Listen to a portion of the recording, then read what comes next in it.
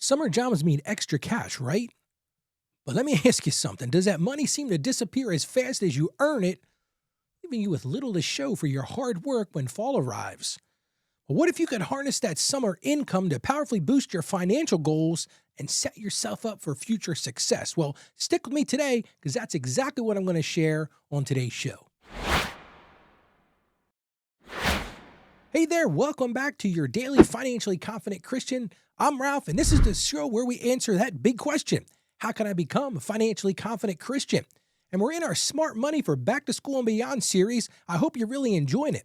Now, yesterday we talked about reviewing your insurance needs to make sure you're adequately protected. Hey, everybody needs to be protected because you never know what's coming around the corner. If you missed the show yesterday, I'm going to encourage you to check it out. You can do that at financiallyconfidentchristian.com. And hey, while you're there, follow the show and it'll be right there for you waiting every day when you go to listen to your shows. But today we're going to talk about something completely different. It's summertime right now. We're getting towards the end of summer. But today we're going to talk about how to make the most of your summer job income. I can still remember way back in the day when I had my first summer job. I worked at a place called Roy Rogers. It's sort of a fast food joint. And man, I was so excited to have my own job. But let me just be blunt with you.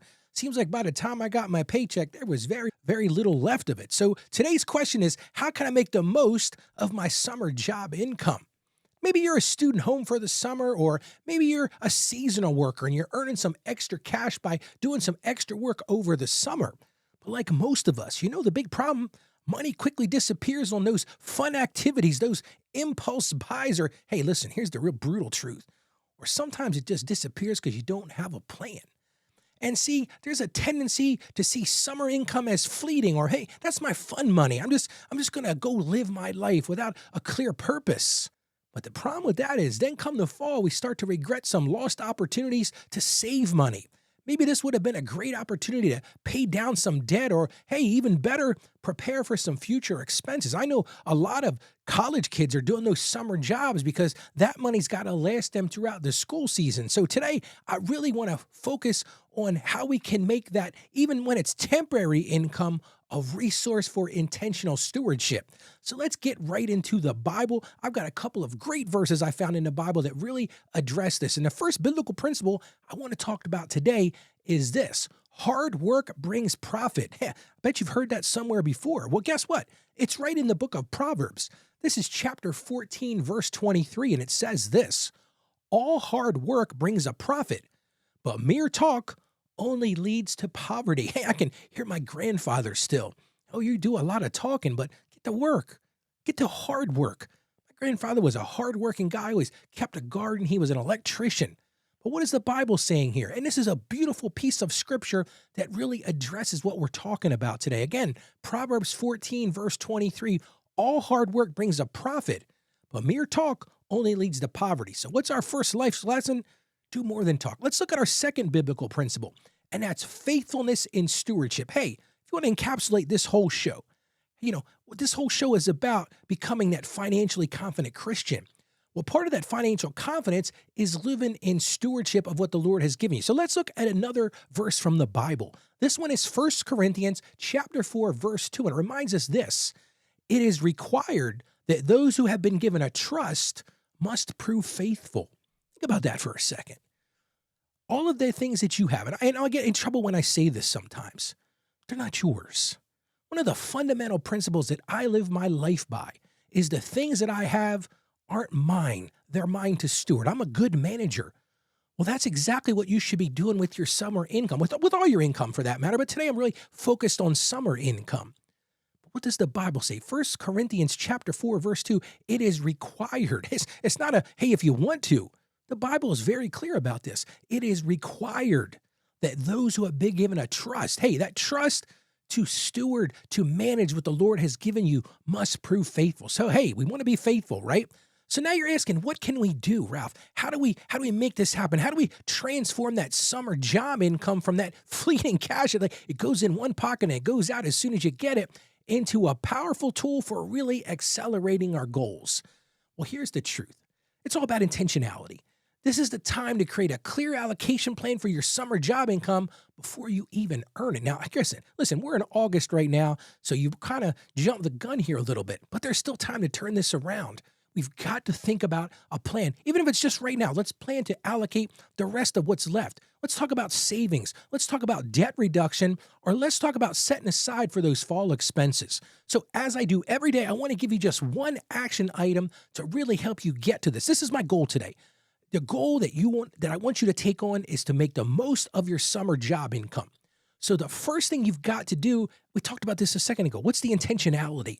Let's talk about one or two of those summer income goals. What are some meaningful goals that you want to set for this money with just a little bit of summer left? But be clear and specific about it. Here's a great one. Maybe you want to fully fund that emergency savings fund. You hear me talk about it on the show all the time. You're like, Ralph, yes, I hear you. Let's do this. Well, that could be a great goal for that summer income. And hey, maybe you're not a student. Maybe you're just doing some extra work over the summer. You picked up some side gigs or some side hustles, as they call them, just to kind of build some savings. Well, this is a great thing to do. Fund that emergency savings. Hey, another great thing you can do is get yourself out from some of that credit card debt. Listen, in our culture, there are so many people that are burdened with this complete harness of credit card debt. This is a great thing to do. Or maybe, let's talk about this. Maybe you went to work for the summer because you want to put aside some money for tuition or for books for the fall. Hey, all of those things are great things, but that's where we need to start. So step one is identify one or two of those summer income goals. The second thing I want you to do is actually put those goals into an action plan, a really simple action plan. And I'm going to give you a little bit of a headspace here to really kind of get you started with this. This is the thing I think you should really do. Give first. I talk about that on the program all the time. If you're working and you're making money, what's the Bible say all the time? The first thing is to give your first fruits. I'm going to start there, create that simple plan, but give first, and then start those goals, whether it's that emergency savings fund. Maybe you're paying off that credit card debt, or maybe you're just putting money aside for fall or for the books or for those, and maybe it's even holiday savings at this point. But give first, make your goals second, and then listen, you can have some fun with this. I'm not telling you can't have any fun, but make that the last. And I want you to write this plan down, and then I want you to put it up somewhere where you can see it. So that's the second goal. Create that summer income allocation plan. Third thing, I talk about this on the show all the time. If you can automate this, or listen, as soon as you get paid, put that money into those goal plans. Maybe you set up an envelope system for yourself. Maybe you set up some separate sinking funds on your online bank account. But as soon as you get paid, and automate it if you can, hey, grab that money right away because you want to get rid of that urge to go spend that. Which leads me to the fourth step. You got to stop thinking about this as bonus spending. So many people see those summer job or those extra jobs as, hey, this is extra spending money. I can go do what I want with it. Problem with that is then you won't get to your goals. You won't meet those things that you really found in the first step today of those one or two things that are so important to you. This is a time to really stick to your allocation plan. Because here's the thing, big takeaway today. You don't want that income disappearing without purpose. I remember, like I said, my first job at Roy Rogers, I've got to be honest with you. I might have worked 30 hours a week or something like that. But the truth is, by the time I was about 14 or 15 years old. But the time I got to the arcade, hey, that money was gone. There was no intentionality.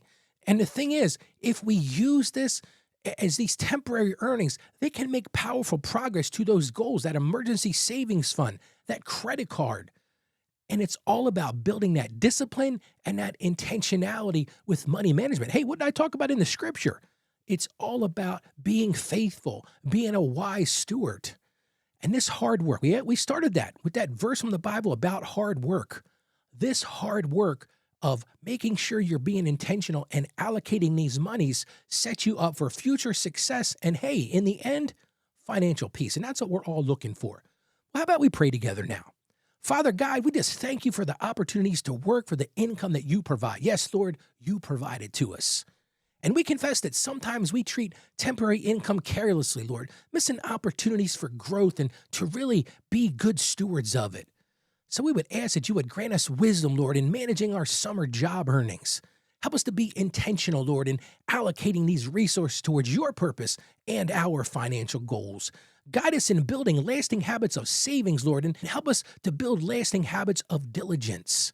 And Lord, in the end, may our work glorify you and may our summer income bring us peace and progress. And we ask this in confidence. In Jesus' name, amen. Listen, an intentional spending plan can make your summer job income incredibly powerful for your financial future. So I'm going to encourage you, take that step today, set out that plan and start doing it. And listen, if this show is resonating with you, I would really encourage you to share it with somebody else who might need to hear it. Maybe you've got some friends or doing summer work, or maybe share it with your children or your grandchildren. Just say, hey, I listened to this guy, Ralph. He does a great mini show every day. He really hits home with some great topics, and he really hit a home run today on summer income. But share it with them. You can point them right to our website. That's financiallyconfidentchristian.com. Hey, there's a ton of resources there. Catch all of our old shows. You can watch me on video. Hey, I even write a daily blog post. So again, just point them to financiallyconfidentchristian.com. Now, tomorrow, we're going to talk about establishing goals. But hey, these goals are going to be bigger. These are going to be goals for the rest of the year. I want to help you develop a clear roadmap for intentional progress. So make sure you join me tomorrow. Now, today, here's your charge. Let's all go out there and be those financially confident Christians. You can do this. I have confidence in you. Have confidence in yourself. Stay financially savvy. God bless you, and you have a great day today.